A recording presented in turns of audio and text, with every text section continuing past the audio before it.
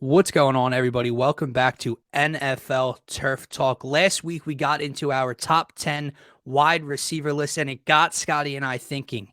This list goes so much deeper than just the top 10. Too many honorable mentions from the 8 to 15 spot and beyond. So today, we are going to get into our wide receivers 11 to 20 rankings. And I got to admit, man, I didn't think it was going to be this tough. I knew there were like a decent amount more names past 10, maybe 16 to 17 range.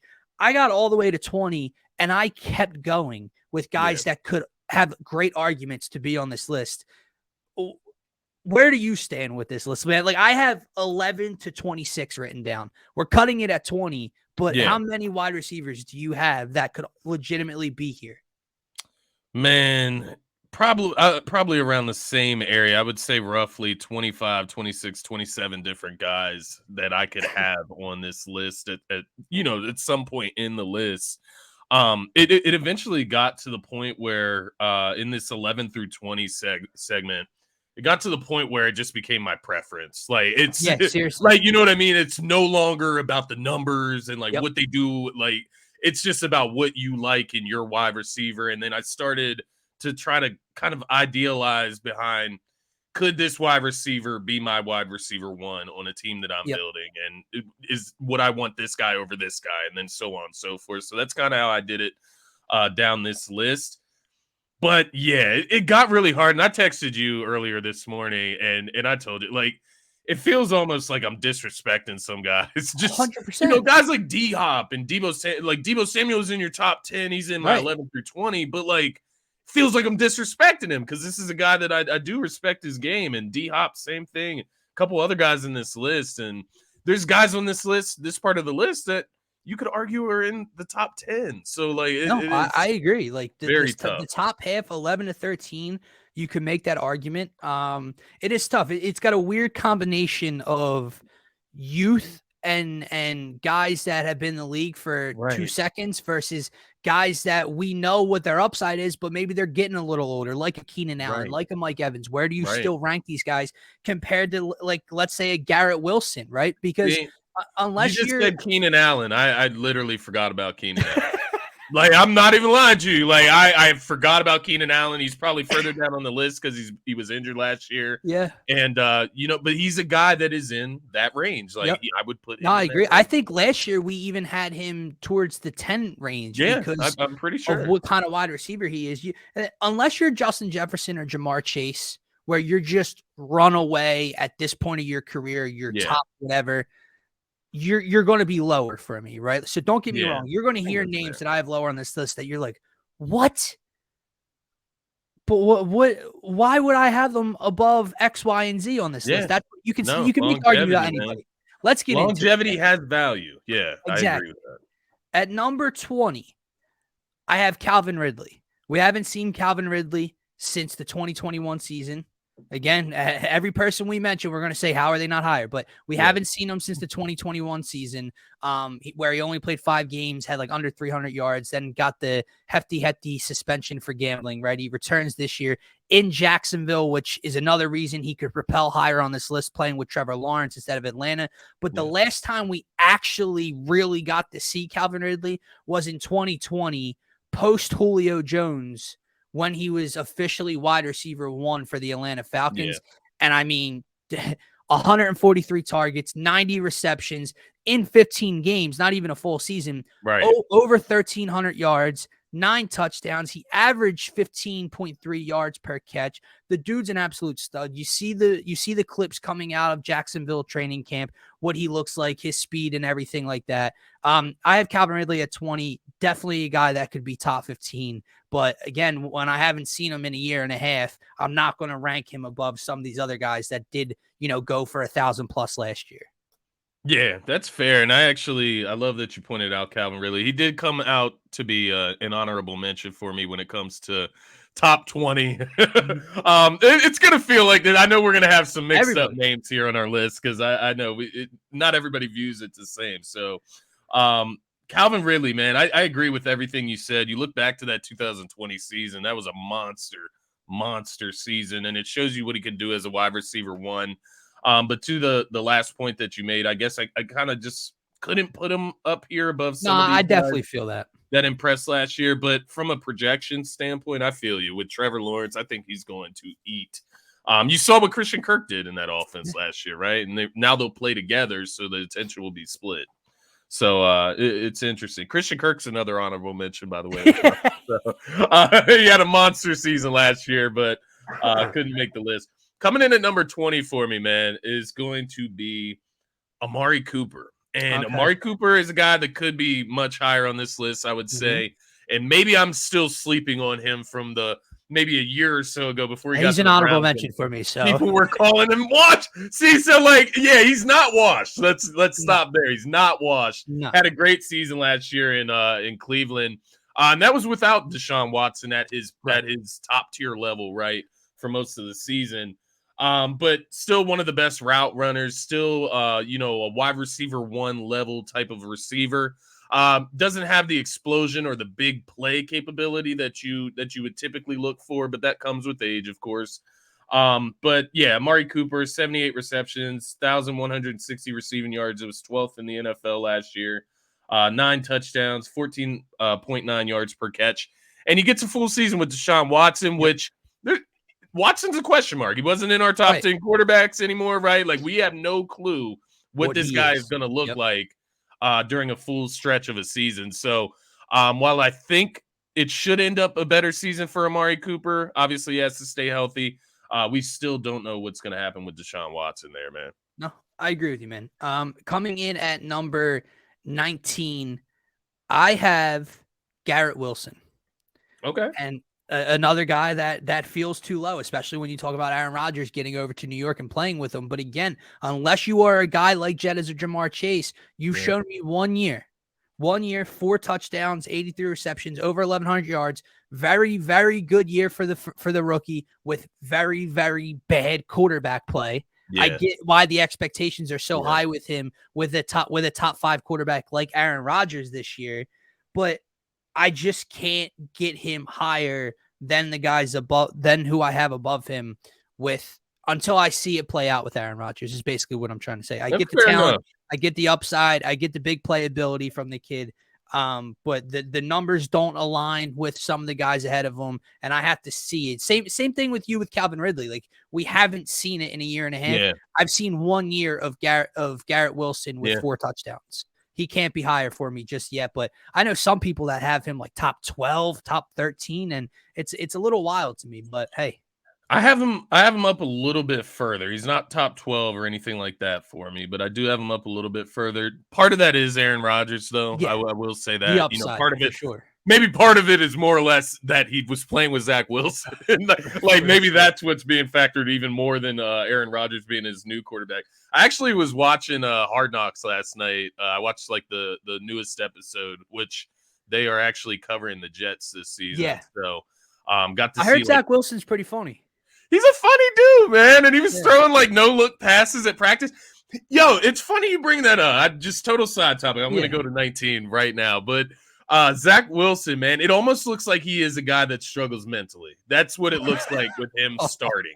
Like, he struggles when the lights are bright on him. Right. And I think that bringing Aaron Rodgers in with him, I think that could make for a better situation for him in the future, man. If he could just sit behind Rodgers for like 2-3 seasons and learn from him, I think that could help him a lot because he has some talent. As long as that ego gets out of the way.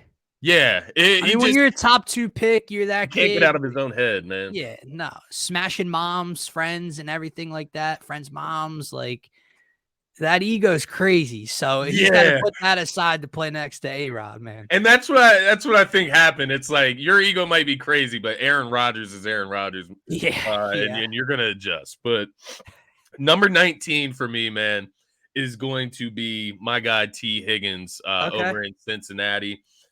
This one is tough because he's a wide receiver too, so it's hard to measure what his true value is, but he did play a season even without Jamar Chase there before Jamar Chase got there. And he had a successful rookie season, was one of the best rookie wide receivers in the NFL. Since then, he's eclipsed 1,000 yards each year beside Jamar Chase. Had 7 touchdowns last year, 13.9 yards per catch. He's a long, lengthy receiver. That's what I kind of like about him, but he also carries the speed and the big playability. And it also seems, obviously it fluctuates between him and Chase, but these guys just Right. always come up with big, spectacular catches. So yeah, I like T. Higgins, man. And on a team where I don't have Jamar Chase, AJ Brown, blah, blah, blah, he could be a wide receiver one. I honestly believe that. No, I agree with you. I actually have him at number 18. So for all the reasons you laid out, I have T. Higgins right around this area of the list at number 18. Over 1,000 yards last year, 74 receptions, 7 touchdowns. Before that, he had over 1,091 yards, 908 yards, and 6 touchdowns in both years since coming into the league. And listen, let's be honest. Like we said, Jamar Chase has come into the league the last 2 years and affected winning, right, with Joe Burrow. Yeah. And when we did our top 10, I mentioned how it's no coincidence that Jamar Chase comes here and you're in back-to-back AFC championships and you make a Super Bowl appearance. But T. Higgins plays a huge role in that as well, because to all your points, if Jamar Chase were to go down, the Cincinnati Bengals are still a viable team. Are they as explosive, or are they as dangerous without Jamar Chase? Absolutely the hell not. But T. Higgins still has wide receiver one capabilities. Yeah. The same way that I think we view like a Devontae Smith or exactly. guys like that, which I'm sure we'll get to in a few moments. But T. Higgins, I have at number 18. I think it's kind of a perfect spot for him. Could be slightly higher, but I don't think he's like a top 15 wide receiver or anything. Yeah. I think that's fair. And I think it's good to not overvalue him as well. Right. You got to take a little bit of credit away, given that he plays with Joe Burrow and plays beside Jamar Chase. That's just the reality. But yeah, I like everything you said about him, man. And to your point about him, he could be a wide receiver one. He can draw a double team. That's the difference, right? Like that's what he can do. He's a good route runner, big, lengthy. So yeah, I like that pick, man. 18, man. And you got me thinking about, rookie wide receivers, because this is where my first rookie wide receiver comes in. I actually have 2 in here. So Chris Olave is actually my 18th ranked wide receiver. Feels a little bit out of my own character to do that, because exactly what you said earlier. I like longevity. And, I'm sitting here as you were going through your 19 with your 18 with T. Higgins. I was looking at Chris Olave versus a guy like Chris Godwin, who I have in my honorable mentions. And I'm like, man, like, you know what I mean? Like, who is more valuable right now? Because Chris Godwin has done this longer. Chris Olave, one season wonder, maybe, right? We don't know, but he did ball out down there in New Orleans with Andy Dalton as his quarterback. And it kind of just blows my mind how much success he really had down there, because I wasn't really familiar with the type of receiver that he was coming out of college. I looked at his tape, you could see like the characteristics, and you like him. I would have, like, if the Eagles got him, I would have been happy as hell. And don't get me wrong, but this dude can play, man. And I really like his big catch ability. He's able to go up and get the ball. He's able to play all different slots in the wide receiving core, slot receiver, Y, X receiver. He can do it all. And I think he's primed for a big season, man, with Derek Carr. It's actually kind of going understated. Maybe it's just because we haven't talked about the NFC yet. But Derek Carr, man, I'm coming around to the Saints. I'm coming around to him. Hell yeah. So, yeah, I had to put Chris Olave up here. This is more of a projection, putting him here at number 18. Did come in 18th receiving yards last season, across the season. So, maybe it's fitting, maybe it's not. Maybe I'm jumping the gun a little bit. Right, with not good quarterback play. No, yeah, I like Chris Olave. I'm going to be honest. I do have Chris Olave in my honorable mentions. I have Amari Cooper. I have Chris Godwin. I have Deontay Johnson. I have a DJ Moore. All these guys are in my honorable mentions. Yeah. At number at number 17, I have Keenan Allen. This dude has the capability of being a lot higher. And I know we've talked about how we love longevity. But this is a guy where longevity is starting to take its toll and make me question where he ranks among the rest of this wide receiver group. Continues to miss games throughout the last couple of years. He only played 10 games last year, but when on the field in those 10 games, 752 yards, 66 receptions, 4 touchdowns. Yeah. When he's on the field, he's a factor. And did he miss that playoff game? I feel like he missed the play. I could be wrong here. No, he played. He had 6 receptions, 61 yards.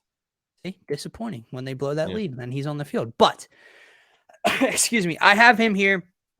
Could be a lot higher, like I said, but this is a case where longevity is starting to take that back step, and it's like what is Keenan Allen at this point. Yeah. He's one of the best route runners in football, has some of the best hands in all of the National Football League. We know this. Can he stay on the field, and can he still be as explosive when he's on the field? I feel like every time he makes a big play, that hammy starts grabbing, bro. So yeah, man, I have Keenan Allen at 17. Man, he is a tough one. And like I said, I kind of forgot about him coming into this just because of that last year. Him missing so many games. He is just like your prototypical possession receiver, though. Like, you need a first down, he's going to be there for you right where the sticks are, right? He's got great IQ, can play multiple positions once again as a wide receiver. But to your point, yeah, I agree. He's just right on the brink, and maybe this season he comes out and looks fresh and maybe reshapes our imagination. But right now, it does feel like he's pushing that edge, right? Right. Would I have Keenan Allen in my top 20 if I got to rethink it? I would think long and hard about that, putting him in there, man. I would consider it. If I'm being completely honest. Here's where I'm at. He's very close. He's very close to being higher, and he's very close to being off my list completely. Because out of all the guys I have on this list, and then even my honorable mentions would have, he has the lowest numbers. And that comes with playing only 10 games. I get that. But that says something to me, right? Yeah. So if he has another year with 800 or less yards and 4 touchdowns, he's not going to be a top 20 wide receiver anymore. He's basically here because I know what he can be. Yeah. And they bring in a guy like Quentin Johnston. Right. Rookie you already have Mike Williams. Showing flashes, right? How many more targets is Keenan Allen really going to be susceptible to? So I feel you there. That's a good pick, though, nonetheless. Number 17 for me, man, is going to be DK Metcalf. Okay. This is one of those that felt kind of disrespectful for me, honestly, man. This dude he's a tank, dog. Like he is a beast. He's a monster, man. But it's really when it comes down to technical skills is where I'm looking at DK Metcalf versus some of these other guys ahead of him. And I'm like, I would probably take this receiver over him. But I don't know. He's a monster, man. He's getting better as a route runner. He's starting to figure out like the technicalities of being a wide receiver in the NFL on top of all of his physical dominance. So while I got him at 17 here, he has the capability of jumping up all the way up into the top 10. I'll give him that benefit of the doubt there. I think another season playing with Geno Smith should help him. Another season for him to take a step ahead of Tyler Lockett. Yeah, unless Geno comes back down to earth, very man. Dependent that on wasn't who the real Geno this year. But I do think, he's one more year into his career, which means more targets, right? Yeah. More of those targets should go to him rather than Tyler Lockett in this offense. Did bring in JSN, though. So does that affect the target share, right? Of course it will. But DK Metcalf, just off raw talent, I think it gets you 100%. Into your top 20, right? I mean, I have him higher. I'll explain why I have him a little higher than you do. But no, he's most definitely on this list for me. At number 16, this is a painful one for me. This one hits near and dear to home. I have Smitty. I have Devontae Smith at number 16, a guy that I would love to put much higher on this list. Has all the talent in the world and capabilities in the world to get higher on this list. But again, I can make that argument for everybody. So I have to put him somewhere. So my fellow Eagles fans, if you're going to be mad at me, be mad at me. But I cannot put him any higher than this right now in beginning of August before I see what he comes out in year 3 as. I think Smitty has a phenomenal year. I think by the midway part of this season, I think he's definitely a top 15 wide receiver. But for right now, I have him just outside. Obviously, last year, almost 1,200 yards, 7 touchdowns, almost 100 receptions. He had 95 catches last year. We know that he was for the first time in forever. 2 years ago, we felt like we had a true number 1 wide receiver. So now that he's at number 2, it makes him even more dangerous. But I have Devontae Smith at number 16, man. Yeah, I think, I have Smitty a little bit higher, but I think it's fair anywhere, going forward from here. I think it's fair because at the end of the day, he has that wide receiver 2 syndrome that T. Higgins is suffering from. A lot of these other guys are going to suffer from, and that's what happens when you're playing next to a dominant number 1. But my number 16 is actually going to be Deebo Samuel. Okay. Like I said, feels disrespectful. Debo, guy that was in my top 10 last season, just had a down year, man. He was injured, and that's part of it, right? He missed some games, missed some time. Quarterback So play, injuries. Maybe I'm penalizing him a little too hard for that, but we know how versatile. His comments made you penalize him. Don't worry about it. It is, yeah, I'm telling you, I can't take that out. It's like these other guys in front of him where I'm like, I just like these guys more. How about that? But no, Debo Samuel, he's an incredible talent. Like I said, arguably a top 10 wide receiver. And he does a lot of everything, right? So I think all jokes aside from the bias associated with hating the San Francisco 49ers now. I looked at it from like a pure wide receiver perspective, and maybe that's to a fault. But no, you take out wide receiver skill, the running back in him, right? Do I want Debo Samuel as my wide receiver one, or do I just want him as like a weapon? And I think San Francisco has a nice setup there with Brandon Ayuk, opposite of him, because he is that prototypical wide receiver. Where then you have Debo, who can just work as that Swiss Army knife, right? But you know what, Debo almost seems like this guy where you could like put him in a category with like maybe CMC. CMC runs the ball a lot, so I would still keep him in that running back category. But CMC, DeAndre Swift, right, who's getting reps at wide receiver. I could see DeAndre Swift turning into a Debo Samuel type player from the running back position, kind of going in opposite. So it's kind of weird in that sense. So he's a very dynamic player, and I think if we did like top 10 weapons in the NFL, like maybe that's something we do later on, but if we did top 10 weapons in the NFL, I think he gets into I think that's a good point, right? Let's just take the NFL top 100 list. Those are top 100 players, football players. Yeah. That's a list where you would have Debo Samuel higher than number 17 or 16, because he's an excellent football player. Yeah. You might not think he's more technically skilled, might not have better hands, might not be a better route runner than a lot of these other guys. That's why he's lower on your list.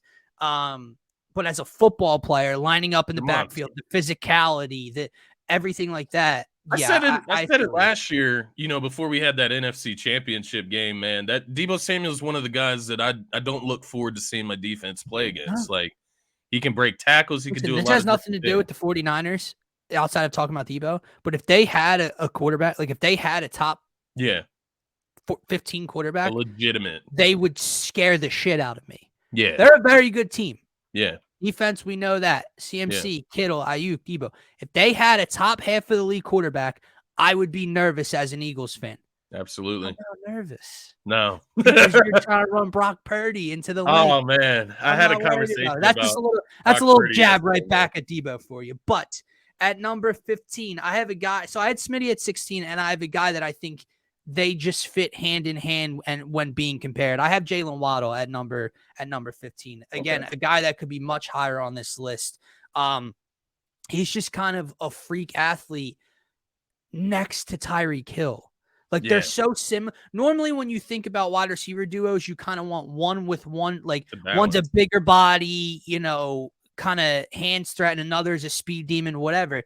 These two are both just maybe the two fastest wide receivers in the league, but dude, you can't deny 1,400 yards, 8 touchdowns on 75 receptions, and 18 yards per catch. Like you just can't deny that. And his rookie year, he went over 1,000 as well.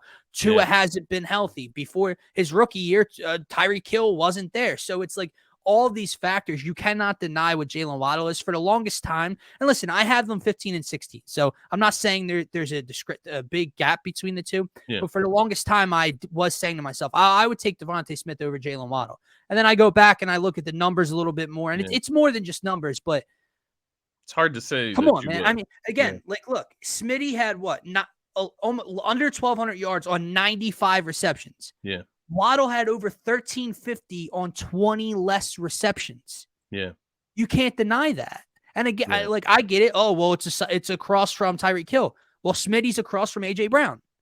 Yeah. So both are great, but I have Jalen Waddle with a slight advantage over Devontae Smith right now.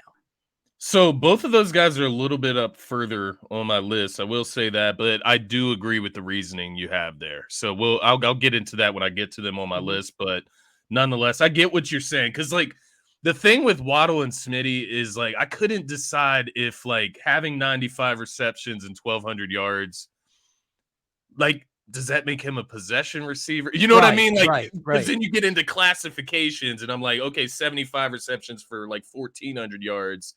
It's like more yards, it's better, right? Like it is better, but I don't know. Right? Is it more impressive? I'm overthinking it at that point, and then I just decided like let's look at the numbers for what they are, and Waddle has been better than Smitty throughout his first 2 seasons. That's just a simple truth. But number 15 for me is another rookie, and this is my final rookie on the list. It's Garrett Wilson, who you had, I believe, at 20, right? 19. 19. So I got Garrett Wilson at number 15. It's actually where he ranked as far as receiving yards last season. But I think most prevalently, I'm weighing in Zach Wilson and the rest of that QB group that he was working with last year. And for him to remain steady like that, I have a very high trust that he's going to ball out this year with Aaron Rodgers, man. I was watching that Hard Knocks episode last night, and it is crazy. You know, I know we did a little bit of hating on Aaron Rodgers over the last year, just the way he handled his situation last season in Green Bay. That was Aaron Rodgers' fault. All the off the field stuff, right? It's always something with Aaron Rodgers. But when he got to that the Jets training camp, right? He arrives. It is amazing. Like, it's amazing. The speculation, the fans, and hey, you get it. This is a Hall of Famer, 4-time MVP, Super Bowl champion coming to the New York Jets that have been starving for success. And he comes in and he just commands the organization. Like, he is the guy. Like, there is no question. It's almost to the point, and I don't know if this is even a good thing, but it's almost like Robert Saleh and Nathaniel Hackett, who is their offensive coordinator. It's like they're in awe working with this guy, man. And he's just wowing guys at practice every day with the no-look passes, the placement of the ball. I mean, this dude, he is as good as advertised still. The skill is there, man. But, dude, I laugh so hard at people that try to tell, oh, he's the 8th best quarterback or he's number. Are you joking me, dude? Yeah. You joking? It's there. His skill's there, bro. It was wild watching that and watching the command that he has of the offense already. I think he's going to eat with Garrett. I think Garrett Wilson's going to eat with Aaron Rodgers. I agree, man. I agree. I think I would love to have Garrett Wilson higher. I think a lot of people, if they see this list, they're going to think I'm crazy for having him at 19. It's just like I said in the beginning of the show. Unless you are a Justin Jefferson or a Jamar Chase, where you're just bona fide, like top 5 at this point of your career, I can't just bump your 4 touchdowns and 1,100 yards over some of the guys I have on the list. But, you know, in hindsight, you go back and I look at where I place Keenan Allen. I would probably put Garrett Wilson above where I have Keenan Allen with the injury aspect involved and everything. But moving forward at number 14, I believe this guy was in your top 10. I have Amon-Ra St. Brown. Yeah. This guy is, like, I don't even know how to explain it. Not an anomaly to be. He's weird to me, man. Yeah. In terms of where to rank him, because he had a good year rookie year in 2021, but he really broke out onto the scene last year a little bit more. His rookie year, he had 90 catches for over 900 yards, 5 touchdowns. Last year, he had 106 receptions, 1,161 yards, and 6 touchdowns. Yeah. But to your Smitty and Waddle point, when you're talking about, oh, is he a possession receiver? What does he do well? 106 receptions and under 1,200 yards. Yeah. That doesn't mean he's not great. Like, you got the ball 106 times. You went for 1,200 yards. You scored. He's top 14 for me. Yeah. But I put a cap on him because I don't know. Is he just a possession wide receiver? Like, and he operates out of the slot a lot. That is, and I don't know. I know we kind of penalize wide receivers for doing that, but is that a bad thing? Like, you know what I mean? Like, is that like a? I'm trying to rationalize. Like, again, like I penalize. My point was I penalize Smitty a little bit in terms of Waddle because of the average and the receptions to yards. Well, I got this dude at 14, and he averaged 11 yards per catch last year. It is interesting because it's like, you look at Smitty and Waddle, and then you look at Amon-Ra. Maybe it's like just the Lions trying to get the ball out of Goff's hands quick, right? And always like screenplays, different things like that, Right. quick slants. Maybe that's why the yards per catch is like so down. Could Because I be. think Smitty had more receptions than AJ Brown. Am I tripping there? Last year, I think he did. AJ Brown had 88 receptions. Yeah. Smitty had 95, but like 300 less yards or so. So like it's weird, right? So like it's almost like AJ was the big play wide receiver, and then Yep. Smitty was the like possession, Yep. first down, third down guy. So yeah, it is weird, but I think I gave Amon Ra a little bit more credit than Smitty and Waddle just because he is the wide receiver one in that offense. That's fair. So It's that's kind just of the way I was looking I at love it. how I'm just contradicting my own list live here on the show. Like I'm not waiting till after because I'm sitting here just thinking, man. Like you It's a even have them discussion. top 10. I have them at 14, and I'm just like, man, if it came down to it, if I was building a team, would I rather have Amon-Ra St. Brown or Jalen Waddle? Yeah. I might pick Jalen Waddle. like, like, do you know what I Yeah. mean? Yeah, I Like, know what you so I'm mean. totally contradicting man. myself, but I'll stick with my rankings and have Amon-Ra St. Brown. I'll be a follower, right? A lot of people have him high, so I'll be a Yeah. follower here and put him at 14. He is a dog, and he's kind of like reshaped the Detroit Lions offense. Yeah. He's become a nice go-to guy for Jared Goff, who a lot of people were down on before he got to Detroit. So I don't know. He is an interesting guy. It'll be interesting to see how it plays out this year. Number what? We're on number 14 right now. Yes. I have DeAndre Hopkins, number Okay. 14, which once again feels disrespectful. man. Disrespect. But yeah, he's coming in at number 14. Obviously, only played 9 games last year, totaled Mhm. 717 yards, 3 touchdowns. He's going into a Tennessee Titans offense, which I'm a little sketchy of, Yeah. but I do think ultimately he will get those wide receiver one targets, and we know what AJ Brown looked like in that offense. So if D Hop is anywhere close to that level, it will show in this offense, and he'll be a go-to guy for Ryan Tannehill. Really, it's just about availability with D Hop the last couple of seasons. Now, even the season before, I think he still eclipsed 1,000 yards or got Yeah, he did. pretty close to it. Mhm. So still the talent's still there, right? I don't know. I just at this point right now, and maybe it's just I'm a victim of not seeing D Hop play enough in the last 2 seasons myself.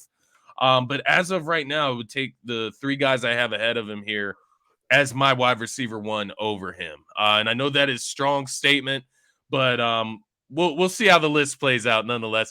D Hop, he's a guy, once again, we've said it over and over on this show, and this discussion is getting redundant almost. He's a guy that could be a top 10 wide receiver, man. It's just the way this group is. It's freaking wild. But he comes in at number 14. Availability is the best characteristic, right?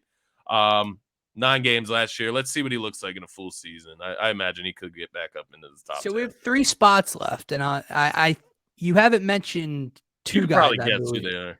Well, you have 2. I know who the 2 are because I spoke about them both lumped together, and you haven't mentioned them yet. Yeah. But I'm interested. Don't say it, but I'm interested to see who the other is because if he slipped through the cracks for you, I'm going. This is going to be a funny He conversation. didn't. I know who you're talking about. He didn't, though. At number 13, I have DK Metcalf. Okay. For all the reasons you laid out, right? And he coming into the league, he had question marks, and you've seen those question marks play a factor with him, right? His hands in the open field have been a question mark where he's dropped a couple touchdowns, right? His route running, like he's just humongous. So it looks awkward sometimes when he's trying to be technically sound and everything. But the way I look at DK Metcalf is this, man. Since he's come in the league, he's had these question marks. And his first year, he had 58 receptions for 900 yards and 7 touchdowns. He averaged 15.5 yards per catch, right? So the big playability was there with him and Russell Wilson. You get to 2020 with Russell Wilson, over 1,300 yards, 15.7 yards per catch, and 10 touchdowns. 2021, 967 yards, 12 touchdowns. Now the question becomes, what does he look like without a potential future Hall of Famer, right? Without a Super Bowl champion in Russell Wilson, what does DK Metcalf look like? And they bring in Geno Smith. And I mean, he dropped so drastically in fantasy leagues because of people's fears with Geno Smith getting him and Tyler Lockett the ball. A career high in receptions, second most receiving yards in his career, averaged 11.5 yards per catch, and 6 touchdowns. Yeah. Now, touchdowns were down. It wasn't the most yards he's had, but he had a very, very, very good year with Geno Smith. And I get Geno Smith made a Pro Bowl, but did Geno Smith make a Pro Bowl because of Tyler Lockett and DK Metcalf, or did DK Metcalf look good because of Geno Smith? Right. I would side with the second part of that question. I get why you have him lower. He's a weird play. He's weird when you're talking, again, kind of preference, right? Like, would you when you watch the wide receiver, when you watch a wide receiver break off the line of scrimmage, when you watch them hand fight with a corner, when you watch their footwork and their release and their hands and the way they high point the ball, all that goes into technical skills. And you look at a guy like DK Metcalf, who can probably bench press you and me together on top of each other. And, he's 6 foot whatever. And it doesn't look right when he's out there sometimes. Yeah.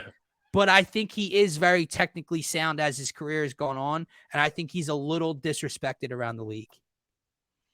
I think that's fair, man. DK Metcalf, he is a monster, and I like the way you put that. Is like, even with his, he's missing the foundations, right, of being a wide receiver. He's just such a monster athletically. He's getting better. That sounds bad, right? He's not some terrible raw talent. It's not that. He just needs to get a little bit better and sharpen those tools. But he's been able to eclipse 1,000 yards twice in his 4-year career, even with those detractors. Right. So I do feel you there, man. Number 13 for me is actually going to be where Devontae Smith comes into the equation for me. The truth with me and Smitty, I think he could be a wide receiver 1 on probably just about any other team outside of, the Dolphins, the Bengals. Like, there's a couple other guys mixed in there that you wouldn't take Smitty over, but like Amon-Ra St. Brown, if I put Smitty on the Lions versus Amon-Ra St. Brown, I would rather have Smitty as my wide receiver 1, if that makes sense. But to be fair to Amon-Ra, he's operating as the wide receiver 1 and putting up similar numbers. So that's why I had him up ahead of Smitty, because you do have to detract a little bit of credit when you're playing opposite side of A.J. Brown. You have Dallas Goedert in the offense. Mm-hmm. You have Jalen Hurts, who's an MVP candidate. Run-heavy offense at times. Yeah, so this stuff has to be taken into account. But with that being said, I think Smitty is one of the best wide receiver technicians in the NFL. And several times last season, and maybe even in his rookie season, I can't remember that. Well, yeah, Denver game, I do remember the big catch ability right down the field, which was kind of the question mark with Smitty. Like, he didn't come out of the draft and have this overwhelming amount of speed like a Jalen Waddle, or, do one thing super well. He does everything pretty damn good. And he's only getting better. He's one of the best route runners in the NFL. And, yeah, that's all I got to say about Smitty, man. I'm high on him. He's probably a top 10 talent. Just can't put him in there yet, given the situation. So, love Smitty, as I know you do as well, my man. Yeah, no, I'm with you, man. At number 12, I have a guy who I believe cracked your top 10 as well, Terry McLaurin. This dude might be the most underrated wide receiver in the entire National Football League. Yeah. Year after year, he's over 1,000 yards. Last year, he had almost 1,200 yards on 77 receptions, 5 touchdowns. The TD numbers got to get up. He's going to have another questionable year with quarterback play. There's already issues going on in Washington post the owner switch. You have, Ron Rivera and players are complaining about Eric Bieniemy's coaching style, and former players like Tyreek Hill are coming to his defense on social media and telling them to suck it up. It's dysfunctional as hell in the nation's capital, bro. But Terry McLaurin, just as a pure wide receiver, continues to produce and put up numbers with some of the worst quarterback play that any wide receiver 1 has had to go through. Like, dude, to be honest with you, if he had a true quarterback, he's a star. Like, he's probably a superstar if he had a top 10 quarterback, a top 12 quarterback.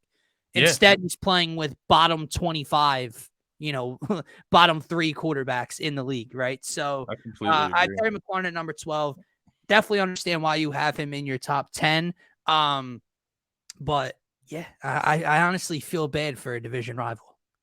I feel bad for Terry McLaurin. That's who I feel bad, because I actually like him as a person and obviously like his game on the field. But the Commanders, man, that's just a loser organization altogether. But number 12 for me is going to be Jalen Waddle. And this is where I wanted to clarify exactly what you were stating earlier about these two guys. And these two guys I'm talking about is Smitty and Waddle. As much as I want to prop Smitty up over Waddle and place him ahead of Waddle, and maybe even in my heart, I feel Smitty's the better wide receiver when it comes down to overall skills. Like, if you take one away, like if you take away Waddle's speed, what else would he do in the offense, right? Whereas you take away Smitty's speed, he's still a great. Or if they were the same speed, like if they were the same speed, if they ran the same 40, who would be the better wide receiver? Right. But again, that's where it's tough because it all plays a factor in the type of wide receiver. That, like, what if DK Metcalf? What if everyone was DK Metcalf size? You know what I mean? Like, it takes away from that. So that's where my bias is coming in, and that's where I had to eliminate the bias, and I had to put Jalen Waddle specifically over Devontae Smith here because when you look at the numbers, it's plain as day, right? Yep. Waddle has been the better wide receiver in the NFL since he came in. He played his first season by himself, right? Without Tyreek Hill in that offense, just like Smitty did without A.J. Brown his first year. Waddle put up better numbers. Second season, he plays with Tyreek Hill. Smitty plays with A.J. Brown. Waddle puts up better numbers. It is what it is, right? We'll see how it plays out.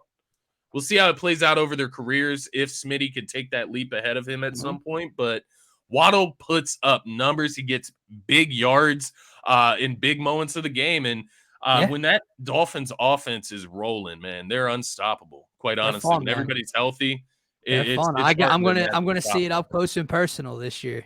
Yeah. During the Kelly Green game, so it'll be, hell yeah. Oh man, my boy was talking about Darius. He lives down in Florida, and he was talking about coming up with his girl because she's a Miami Dolphins fan.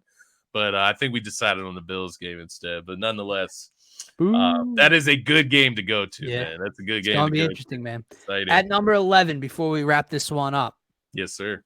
Mike Evans. Am I correct? Yeah. Okay. Yeah, nah, man.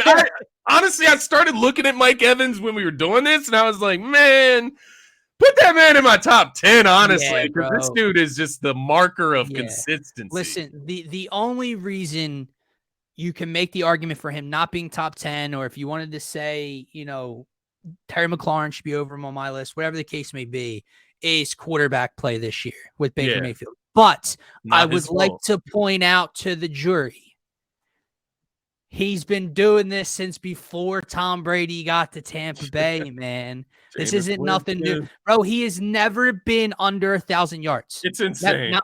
Not once in his – he's a touchdown machine, never been under 1,000 yards. He's constantly at 70 or more receptions, right? Sometimes a lot higher. He averages 15 yards per catch over his career. He's got over 10,000 receiving yards in his career, 81 touchdowns total. With Brady, he had 14 and 13 receiving touchdowns. He's had multiple other years with 12, 8, 8. He's an absolute monster. And Mike Evans, to me, dude, when you're building a wide receiver, he's your proto. He's who you want. He's your prototype, right? He's big. He's got great hands. He's quick off the line of scrimmage. He's tough. He'll foot like he's gritty. Mike Evans, to me, I agree with you, man. I look at my top 10 and I'm like, you know what? I think I put too much into the Baker Mayfield talk. Yeah. And Mike Evans is probably definitely top 10 for me still, dude. Yeah. Honestly, to be transparent as possible, I would move him ahead of probably Amon and Terry McLaurin. He would probably move up to 8 for me right now if I could go. Dude, I mean, I would ask you a question. 9, take quarterback play away. Put him on whatever team you want. Would you rather have Mike Evans or CeeDee Lamb? Number 1, probably Mike Evans, man. As a number 1. Take away Baker Mayfield and Dak Prescott. Take that part away. Put Mike Evans on the Cowboys. Would you rather Mike Evans on the Cowboys or CeeDee Lamb on the Cowboys? Yeah, I would rather have Mike Evans. He's a guy, out of this entire list, there were a lot of young players, second year, third year type of wide receivers. Keenan Allen was a guy on my list that's got longevity and has injury history. Mike Evans has been in the league now going on 9 years. So 9 years, take a step back on quarterback play. The team as a whole is going to be bad. Maybe his production goes way down this year and we're having a different conversation. But right now, I can't say that's going to happen to Mike Evans. No, I completely agree with you, man. When you look at a guy that's been in the league for 9 years and he's totaled over 10,000 receiving yards. That speaks alone for itself, right? And you look at his career, he's only missed what? He's only had one season where he's came under 15 games played. So he's a marker for always playing. And even in the season where he only played 13 games, he still eclipsed 1,000 yards, man. And to your point, this was before Tom Brady. This is before the GOAT stepped onto that Bucs roster that he was completing these 1,000-yard seasons. Even when the Bucs were in the dumps, he was still getting 1,000 yards, similar to like a Terry McLaurin in that sense, right? And the thing with Mike Evans is that he's been in the league for 9 years. You almost feel like, he's reaching this old age. He's getting up over 30. He's only 29 years old. So in reality, he's at his peak right now. So like, I get it. Tom Brady's gone. It's Baker Mayfield inserted in, but sounds like Baker Mayfield has been connecting with Mike Evans pretty well down there. And Mike Evans is one of those receivers that can cover up a lot of QB mistakes. I think that's what was so astonishing about Tom Brady's downfall last year was the fact that all you have to do is get it into the vicinity of Mike Evans and he's going to catch it. And a lot of the throws were just into the dirt last year, which was extremely frustrating for Mike Evans. But kudos to him, man. Another thing that I like about Mike Evans is his loyalty to the Buccaneers franchise, right? It could be so easy for him right now as he's approaching a new extension with the Bucs. It could be so easy right now for him to demand out of Tampa Bay and go to another team with a better quarterback situation. Instead, he's willing to stick it out down there, play with Baker Mayfield, see what happens, and give the Bucs his all. And he's talking about extending with the Bucs to finish his career as on one team only, right? And I like players like that. Obviously, in the NBA, it's a little different with guys like Dame Lillard. You look at him, but the Bucs just won a championship. Oh, yeah, they Mike did Evans go has out a and ring. get Tom Brady for him. Like they did try, and they succeeded in getting him to the biggest stage. So I just like the loyalty there. It kind of speaks to who Mike Evans is, just that tough, stick it out, battle through whatever type of guy. Yep. Well, that is going to wrap up our 11 to 20 wide receivers.